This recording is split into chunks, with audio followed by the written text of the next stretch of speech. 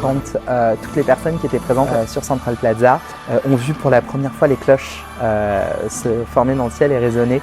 Et c'est quelque chose qui d'un seul coup nous dépassait tous.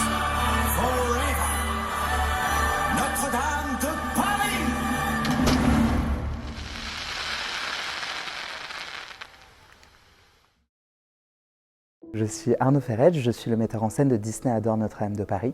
Mon parcours à Disneyland Paris a commencé tout d'abord sur scène en 2012 et puis au fur et à mesure je suis passé derrière le rideau.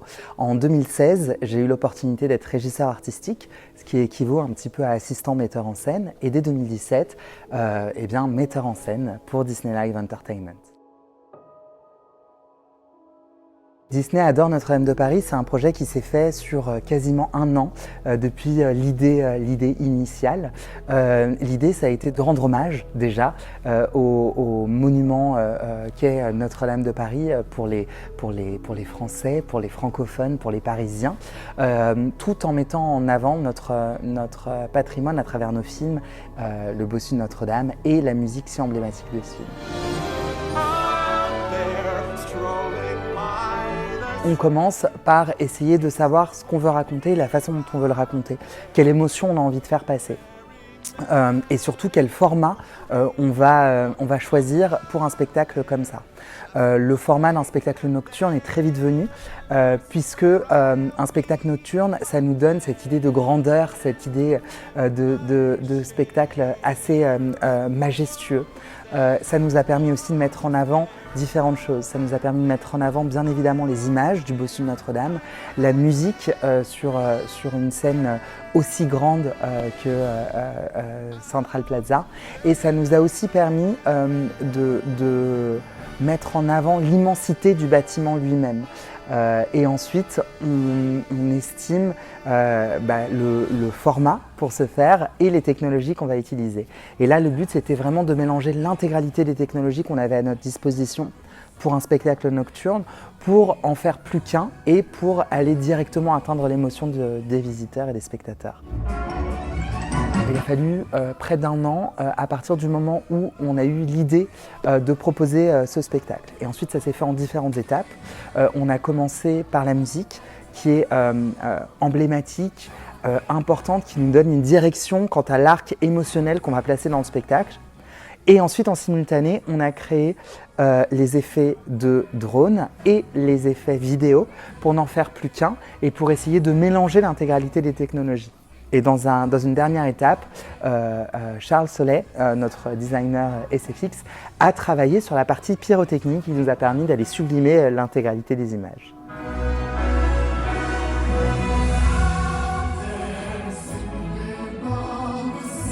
La musique, c'est le point de départ du spectacle.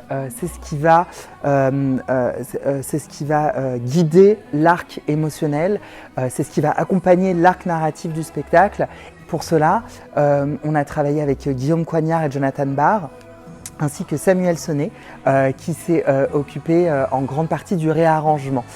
Et Samuel a fait un travail assez exceptionnel pour transformer toutes ces chansons tirées du Bossu de Notre-Dame pour n'en faire qu'une seule et pour faire se mélanger chacun des univers d'une façon assez fluide. Le seul moment d'arrêt et de suspension a vraiment été voulu et a vraiment été recherché, le moment où Frollo invoque Quasimodo et lui demande de sonner les cloches de Notre-Dame de Paris. Louder, Quasimodo!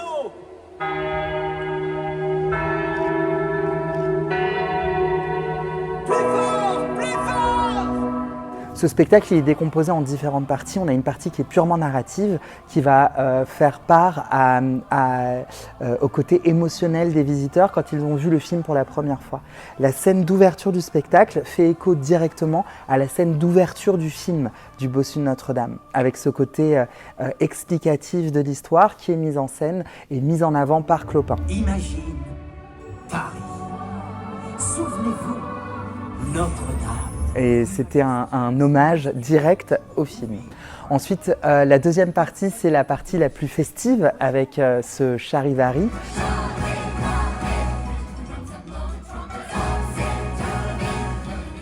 qui met en avant le côté ultra coloré et le côté festif du film du Bossu de Notre-Dame. Et enfin, le côté majestueux, l'émotion de voir un bâtiment plus grand que nous et de voir des figures se faire, en l'occurrence dans le ciel pour Disney Adore Notre-Dame de Paris, qui sont plus grandes que nous et qui nous apportent un côté intemporel. De Paris. Pour la partie sonore, l'idée a vraiment été de rendre hommage au film, encore une fois, en allant créer un véritable mash-up, un véritable pot-pourri, comme on dit, de l'intégralité des chansons qui résonnent dans le film du Bossu de Notre-Dame. Là aussi au bâtiment, puisqu'on a été reprendre le son des cloches originelles de Notre-Dame de Paris. On les a mélangées avec différentes sonorités pour rendre ce côté vraiment grandiose à Disneyland Paris. Et d'un point de vue visuel, l'idée a vraiment été de recréer l'émotion qu'on a quand on est à Paris, quand on est sur le parvis de Notre-Dame de Paris et quand on regarde ce bâtiment.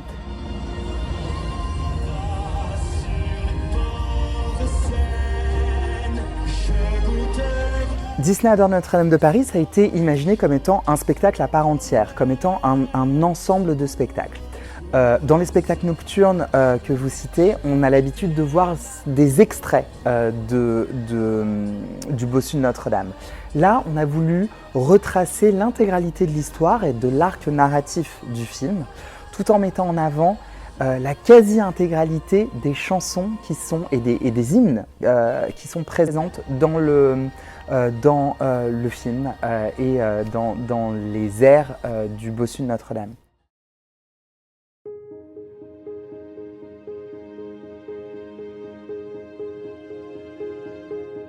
Le travail de notre designer lumière, Jimmy Marion, a vraiment été assez exceptionnel et assez incroyable. J'avais envie qu'on puisse étendre la lumière, les couleurs de la rosace de Notre-Dame de Paris et qu'on puisse vraiment les emmener à Disneyland Paris, et c'est un travail assez fantastique qu'il a fait. Il a aussi travaillé les fontaines de cette façon-là. Jimmy a travaillé les fontaines pour qu'elles soient une vraie continuité parfaite de l'image. Par exemple, quand Quasimodo arrive dans l'eau et dans la scène, les fontaines reprennent la colorimétrie parfaite de l'image pour essayer de recréer ça. Donc c'est des choses qui se veulent invisibles, mais qui, à mon sens, apportent énormément à l'émotion globale que le spectateur peut ressentir en voyant le spectacle. Ça fait plusieurs années maintenant qu'on collabore avec grand plaisir avec Dronizos, qui est notre partenaire privilégié. La collaboration se fait toujours de façon assez magique parce que le spectacle se crée vraiment en symbiose. L'idée, c'est d'aller voir Dronizos et de leur proposer les différentes images, les différentes figures qu'on imagine et qu'on peut présenter dans le ciel. Et ensuite, eux vont apporter leur expertise, leur savoir-faire sur la vitesse d'exécution de chacune de ces figures et sur leur représentation. On passe de l'imaginaire au côté vraiment pratique et purement technique. Et c'est leur expertise et c'est beaucoup d'aller-retour entre nous, créatifs, pour essayer d'apporter un visuel qui, encore une fois, ne fait qu'un. Bienvenue, my friends. Welcome, mes amis.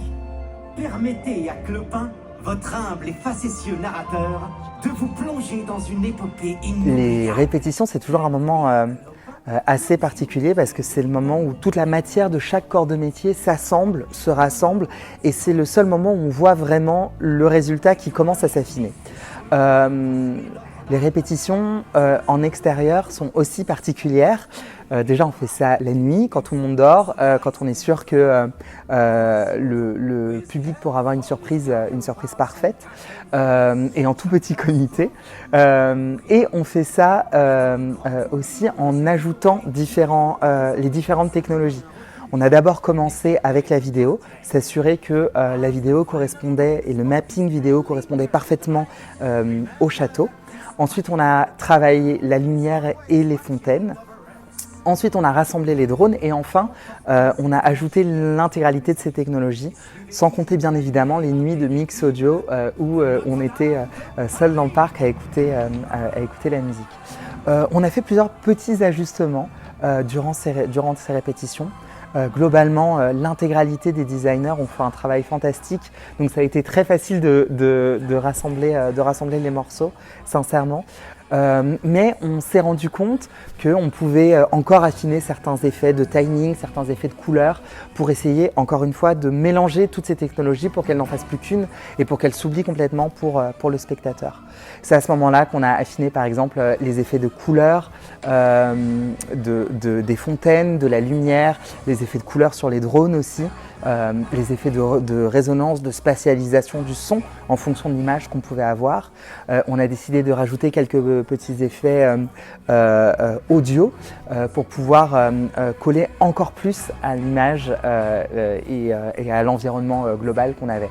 Donc voilà, toutes ces couches se superposent jusqu'à la répétition générale où, comme on dit,